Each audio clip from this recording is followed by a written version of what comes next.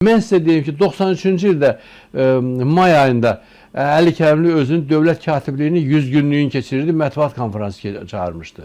Həmin mətbuat konferansında jurnalistlərdən biri, mən onda Doğru Yol Partiyasının rəhbərliyində idim, həm də Doğru Yol qəzetinin redaktoruydum. Mən o mətbuat konferansında iştirak eləməmişdim. Yəni jurnalistlər iştirak eləmişdi və mətbuatdan gördüm ki, jurnalistlərdən biri sual verir ki, necə oldu siz Qarabağa azadlıq, Qarabağa müdafiəsi şüarına gəlmişdiniz, amma heç nə eləyə bilmədiniz, Kəlbəcər də işğal olundu.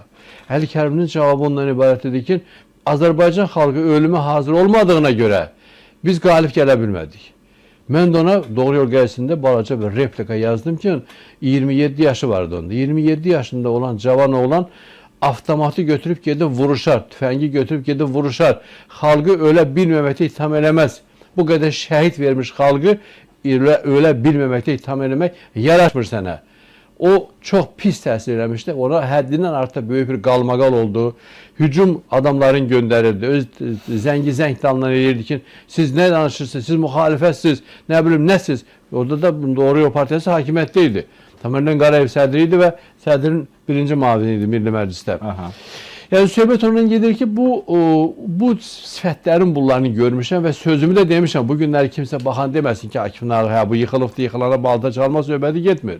Yenə deyirəm ki, dövlətin taleyini fikirləşmək lazımdır. Ona qarşı təhlükə yaradanların içərisində olmaq lazım deyil.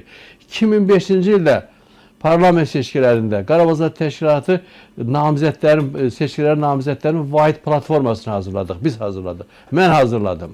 Yəni onun içərisində belə iki vərəqlik deyək ki, ümumi bir mövqe idi, platforma idi, vahid platforma və orada qoyulur ki, deputat seçilərəmsə parlamentdə Qarabağla bağlı hansı mövqeni tutacam. Və onun içərisində sadalanırdı. Bir dənə də bənd ondan ibarət idi ki, o qədər yumşaldırdıq ki, heç kəs qorxmasın, çünki müharibədən hamı səsini deyəməni qorxurdular. Yəni orada mən deputat seçilərəmsə, bütün vasitələrlə o cümlədən, əgər başqa vasitə təsir göstərməzsə, hərbi yolla Qarabağın işğaldan azad olunmasına mən səy göstərərəm, deputat olaramsa. Bu bəndin üstündə çoxları qol çəkmədi, bugün parlamentdə oturublar. O sözün üstündə qol çəkmədilər ki, burada müharibə tələbi var. Kimsə bunları Rusiyanın xətrinə dəyər, Avropanın xətrinə dəyər. Məsələn, sürürsünüz, Əli Kərimlilə 4 dəfə, 5 dəfə telefonla zəng elədim, özüm getdim, adam göndərdim, hər dəfə dedi ki, gətirin qol çəkim, getdi, qol çəkmədi, axıra qədər də qol çəkmədi. Yəni, yenə də 2018-ci bizim mitingimiz başqa, mən o xırdaqlara getmək istəmirəm. Heç kəs orada izləyicilərin içərisində kimsə götürüb barmaqlarını işə salıb yazmasın ki, Akif Nağı. Akif Nağı meydanda olub, həmişə sözünü də deyibdi. İndi o qədər sözlər deyərəm ki, təhcə onun barəsində yox, çoxları barəsində, amma ehtiyac yoxdur.